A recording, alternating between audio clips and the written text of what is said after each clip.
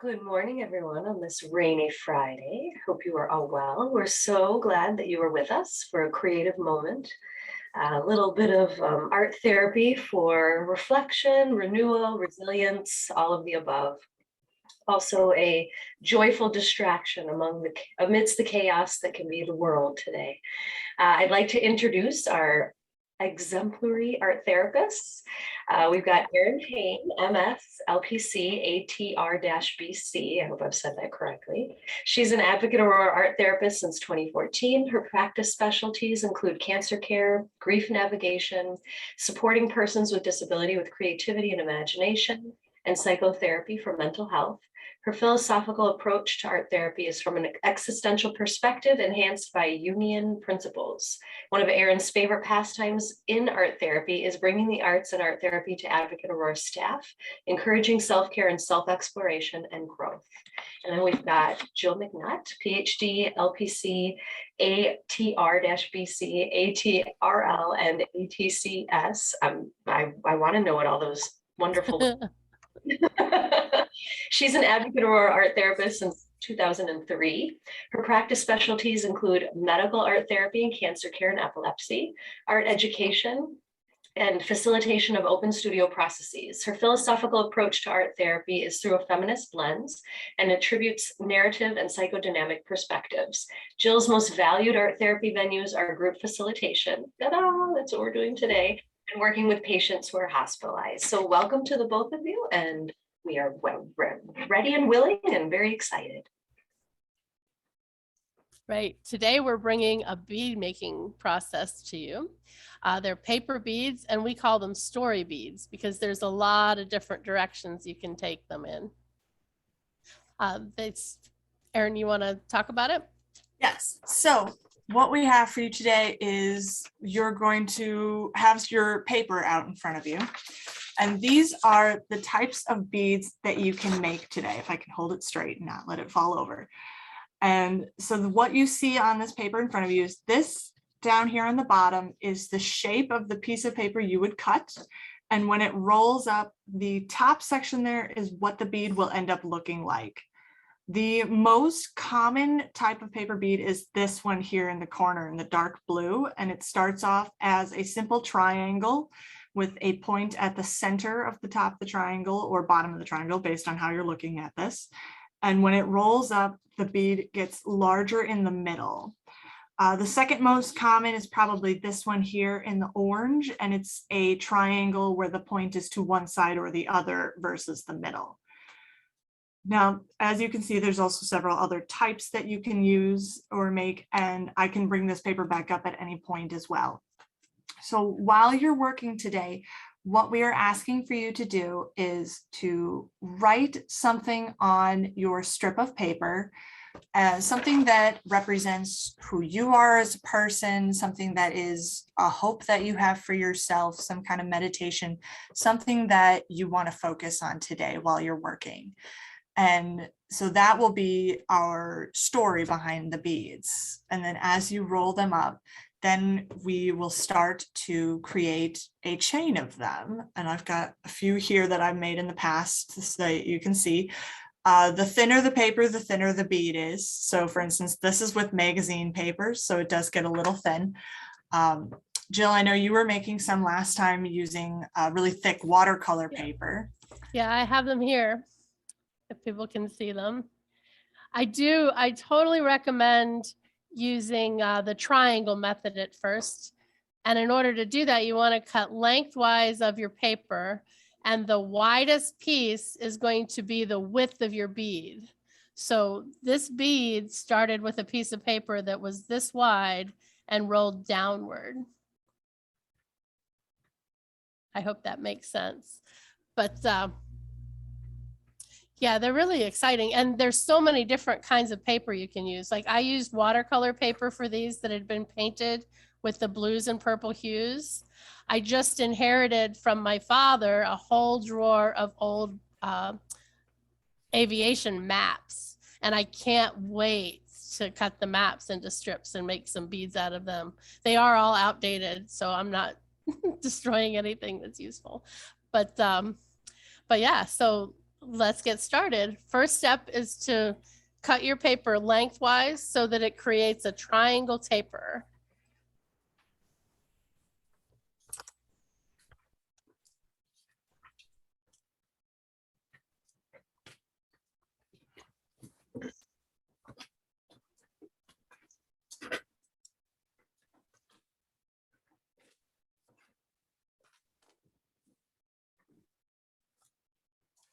So you see the triangle starts wide at one end and moves smaller as it goes to the very tip. It's hard to see that tip, I think.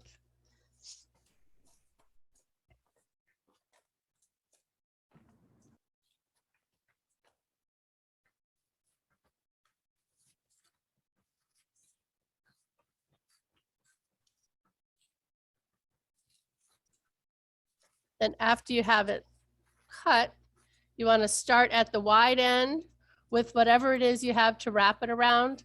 I think we recommended toothpicks. What I've got here is a really fine crochet hook. I've also used, whoops, sorry about that. My paper went in front of the camera. I've also used in the past the inside of a pen. That works really well to make a nice uniform hole in the center of the bead.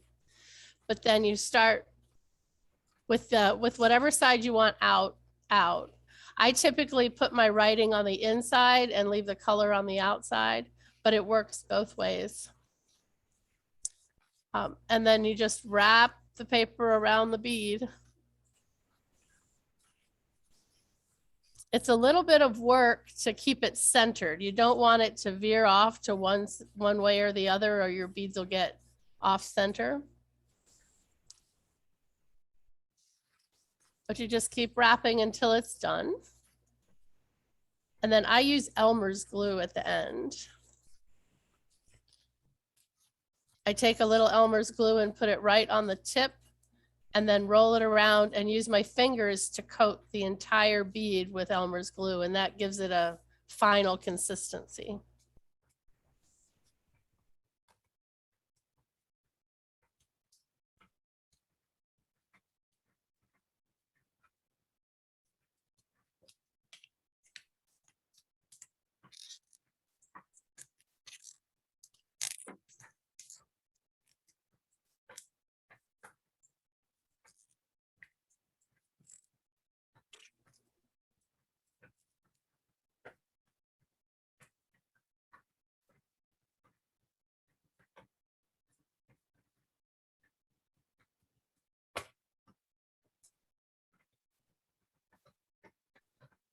If anyone has any questions at any time, please feel free to chime in with them. Erin, you're gluing. You want to demonstrate it through the... So what I did is I put a couple dots on my bead, a little bit more on my thumb, but you know, it happens. And then I'm just twirling my stick with my paper on it around in my fingers. And that helps get that glue nice and evenly coated on it. And the tricky part is getting it off. On a side note, that's one of my favorite things, having the glue on your hands. It reminds me of being in kindergarten and you pull off the whole film off your fingertips. Just a mindful moment.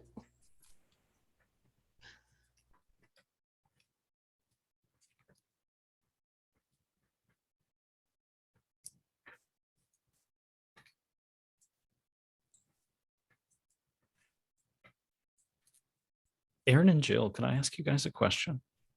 Absolutely. So a few months back, we had Mel and Ian on talking a bit about music therapy.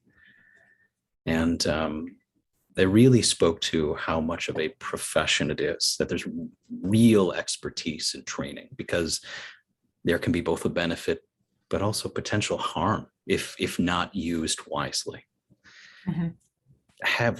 Can you guys speak a little bit to the potential harm that art therapy might do, or maybe harms in general that you're thinking of or cautious about as you're talking and meeting with patients? Well, I can start with a story that exemplifies just that. a number of years back with staff that's no longer with us. We were doing a group on the rehab unit at St. Luke's, and we had people just draw an expression of something they were feeling at the time. And one of our clients chose to draw her tumor. And she did a really magnificent job, had details everywhere. And her charge nurse came in and was so exuberant and said, "What a beautiful piece of art. We need to frame this and put it on the wall so that we can always have it." But that's not really what the point of the art making was. So censoring bias and making sure that we're allowing patients to own their own selves is one of the biggest part of what we do in training. People have all different levels of art skills and all different levels of cultural personal ownership. So it's not up to us as the art therapist or as any other staff member to project any meaning onto someone else's art. So that's one area that can be really dangerous. I think another really great example that I've seen is things that the materials themselves can call to mind.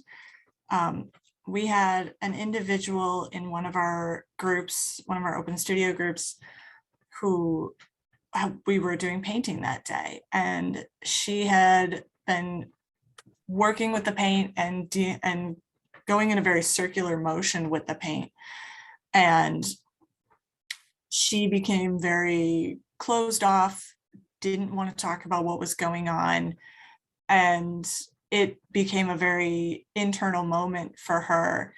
And what was going on is that the paint itself was triggering a previous trauma from her life. And those are the types of things that if you don't have like a psychological background in this with the art materials, they're not always things that you notice or catch on to right away, and be able to give that space to breathe and do what it has to for her to be able to process it. We are trained in these kind of things. We have master's degrees in art therapy with psychology backgrounds, and it's something that definitely in like my art background going through college never would have even considered of what can the material itself call up. So it's definitely something that people would want to be careful about, between just like, oh, I used paints in high school versus having the art therapy background.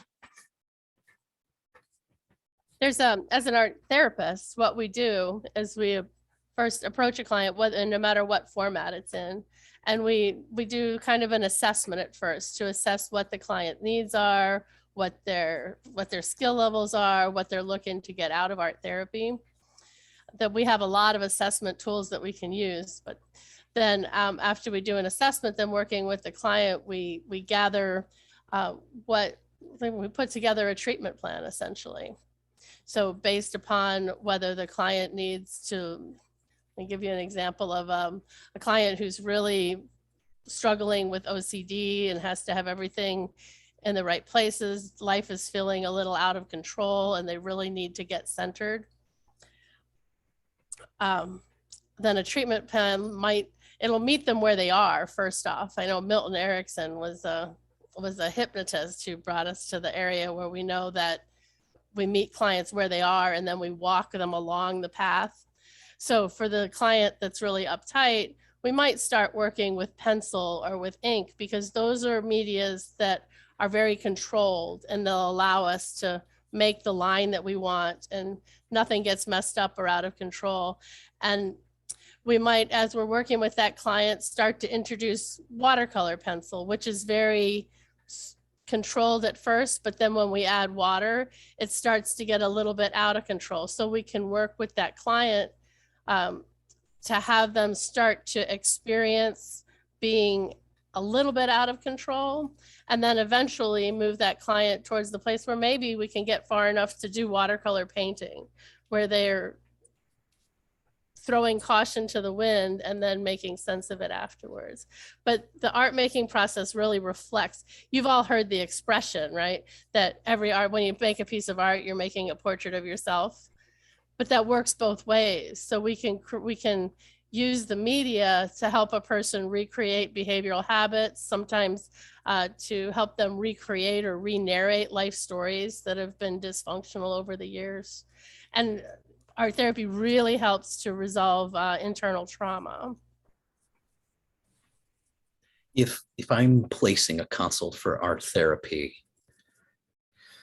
how much what I hear you saying is that, yes, you'll hear what the consult reason is for, but you're really going in with your own expertise and lens to figure out what this person really needs. Yes, absolutely. Yeah. Okay. Thank you. Are there certain areas that you feel that are outside of your domain that we should be aware of, or things that you're consulted for that maybe are errors or? I mean, the biggest one I can think of is patients who just don't have an interest in art. If the patient's not willing to try it, they're not going to get any benefit from it. So, I mean, we definitely, the first thing we go in with, as well as like seeing how everything's going, is, are they going to be open to the concept of art? I don't know, Jill, can you think of any others? Well, I know that we get a lot of people just requesting art materials. And while we're more than happy to do that, and very often when we're bringing materials, we can work with patients who maybe their major problem, maybe their major complaint is that they're bored in the room. And when what they call just looking for art supplies to be dropped off and something to pass time. But we'll go in and very often it becomes a little more introspective with that. We can start a client on journaling and doing introspective work. But it's, I need people to understand it's more than just being an art lady and dropping off some markers periodically. What if there's a patient who's has issues with their, motor skills issues? How do you handle that? Or is there a way to still spend time with them? Oh yeah, we have a way to make very, very many adaptive tools. I know in situations where it could be temporary or sometimes it's permanent, but there are things that we can do. As one of my favorite experiences, and I love being in patient rooms, so I have lots of patient stories, but I had a woman she was on 12-ST, and she was experiencing tremendous neuropathy in for cancer treatment. And her hands just really weren't doing what her brain was telling them to do. And she wanted to make an origami crane. So we started with step 1 and we traded back and forth. So we did step 1 and then we traded papers. Then we did step 2 and we traded papers. And we did step 3 and we traded papers. So she created her crane, but I was able to, I corrected each of the folds. But a few days later, her daughter came to visit and I had left origami paper and the instructions. And she was able to walk her daughter through making that origami crane. So ability is not a restriction. No, not at all. That's great. Yeah. We also, a number of years ago, had a woman who was in hospice, and we were working with some legacy stuff, and she wasn't able to do any artwork at all. But my partner at the time, Hillary, was with us, and we would take turns go into her room like twice a week. Or maybe it was 3 times. We were there quite a lot, but she was instructing us on how to paint a portrait of a character that she played in a grade school play that was like one of her proudest moments. So we painted this little bumblebee character with her smiling, and the family was able to take it after she passed. So beautiful. So tell me about where art therapy can be done. Can anyone consult in all of St. Luke's? Yeah, we can go pretty much anywhere in St. Luke's. It's difficult in the ICU areas where there's a lot of commotion. Some of the isolation rooms, like airborne isolation rooms, we don't go into. We currently do not have that great of a protocol for a COVID room at this Oh, point, yeah. but traditional droplet and contact isolation we can go into.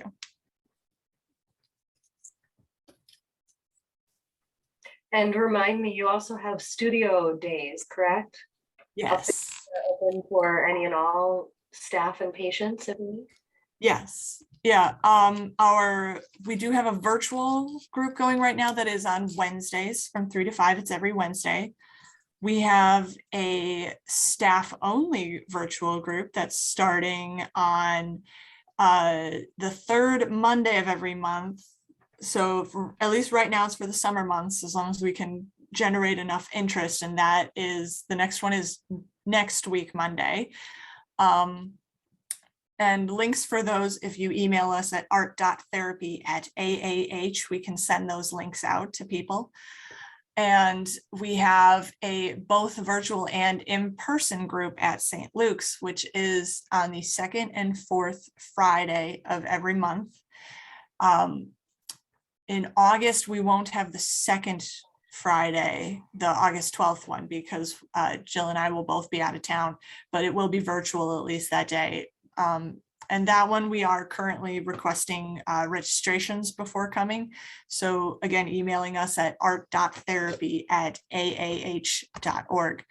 And I see one question did get brought into the chat about seeing patients in oncology clinics. We do go to the infusion clinics. I know I'm at the St. Luke's infusion clinic up on Suite 980. I'm there Monday afternoons and Thursday mornings. We are also in the infusion clinics in Sinai and Burlington and Kenosha and Racine at all different points throughout the week. And if we get requests to go to like the Vince Lombardi clinic over at St. Luke's, we can definitely make that work as well. And I see a question of what time is the third Monday for staff and is it virtual? Yes, the staff group is virtual right now, and it is Mondays from 3 to 5 p.m. and it will be on July 18th is the next one, and August 15th is the one after that. And if we get enough participation to prove that this continues on, then we will announce more dates later on. And the second and fourth Friday group is both staff and patients. Everyone is allowed to come to that one, whether they're current staff, past staff, current patients, past patients, family members, friends, community members, everybody. And that one is from 2 p.m. to 6 p.m. Now, before COVID, we were getting anywhere from 12 to 30 people to participate in the open studios on Friday. So they've been going since 2007 and have been quite popular.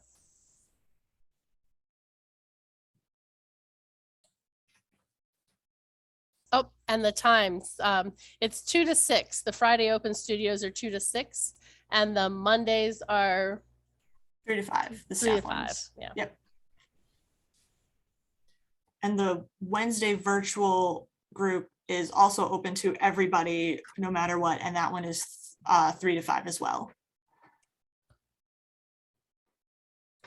I know in the past, Jill, you've also hosted a, I guess, a art display or an art feature up at St. Luke's. And I was wondering if you all are bringing that back now that things are opening up a little bit with COVID. We are in the process. For the last 2 years, Erin has done a fantastic job of transitioning the employee art exhibit to an online format. And I believe we still have those shows if anybody's interested. And you email us at art.therapy, we can make sure we send you the link to see the past shows. And we're negotiating now about doing it in person and or online, and maybe we'll be able to do both. And we are currently accepting entries for our photo contest, which is back now. Entries are being accepted up till the end of August. And our theme of our photo contest this year is resilience. What helps you be resilient? What does resilience look like to you? All of those things. Entries can be sent to the art.therapy@aah.org, and it just needs to have the title of the piece, your name, and what department you're from. And again, you said that deadline was when? The end of August. So August 31st is the last day to be able to send entries. And we're all good at resilience now. We made it through COVID, or this far into COVID anyway.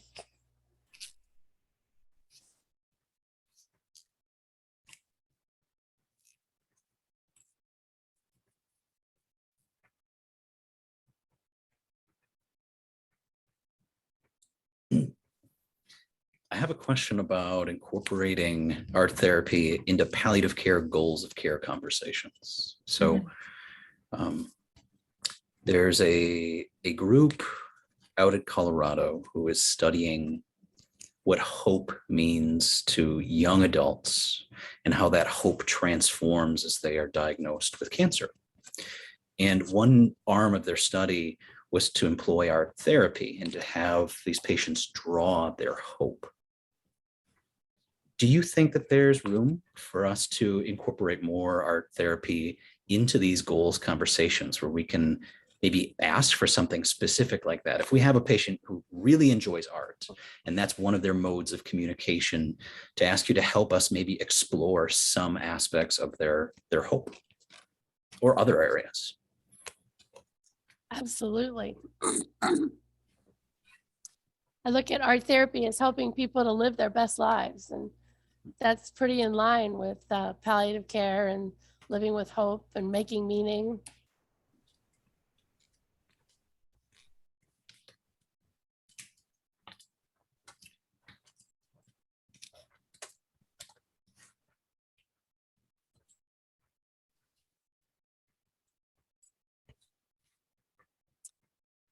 That's an interesting idea, to draw your hope.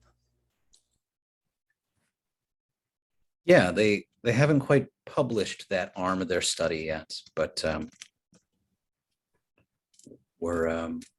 group out of there is run by Robert Bennett at the University of Colorado, and we're talking a little bit. He's going to come on the show here sometime in fall and share a little bit of what he's been learning. That's exciting. I'd love to attend that session. Absolutely. I'll make sure that you guys are aware. I know Colorado, like Wisconsin, has a very strong art therapy presence. They've got a really good state organization like we do here. In fact, it's the state organization that kicked us off with doing the stars that somebody had mentioned earlier.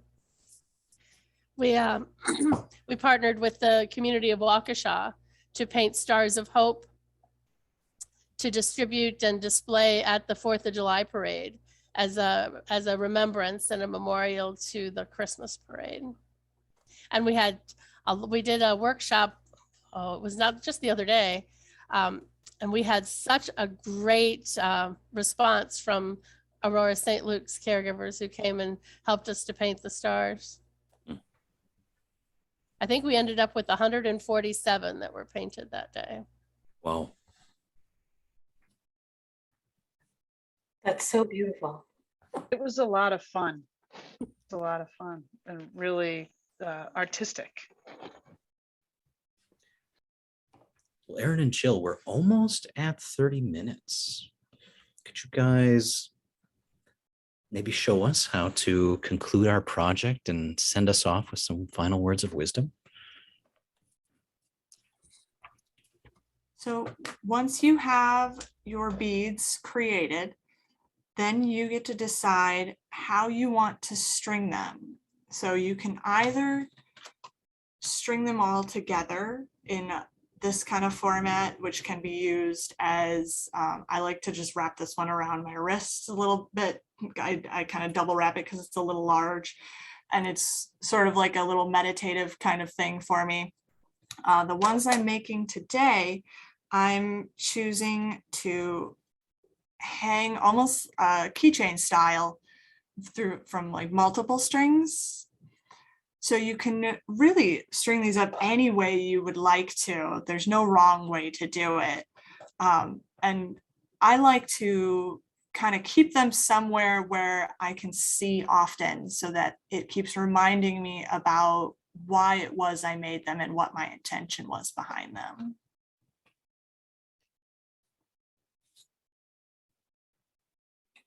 I love that there's little words tucked in and hidden inside, and it could either be a beautiful memory that you're hanging on to, or something that is needing to be released or processed, or a hope, and we were talking about hope, or just a beautiful inspiration, because we all have those difficult days where we just need to remind ourselves that we are strong and we are brave and we are capable. So I think it's amazing that this could be a wonderful little secret cheer for ourselves, or whatever it needs to be. I think that's really wonderful. Another thing that they'd work well for is if you had a family or a group who wanted to do something for a patient who maybe towards the end of life may just be going through some hard times. But if each member made a bead and you created a bracelet, then that patient would have that as a thoughtful, mindful process going forward.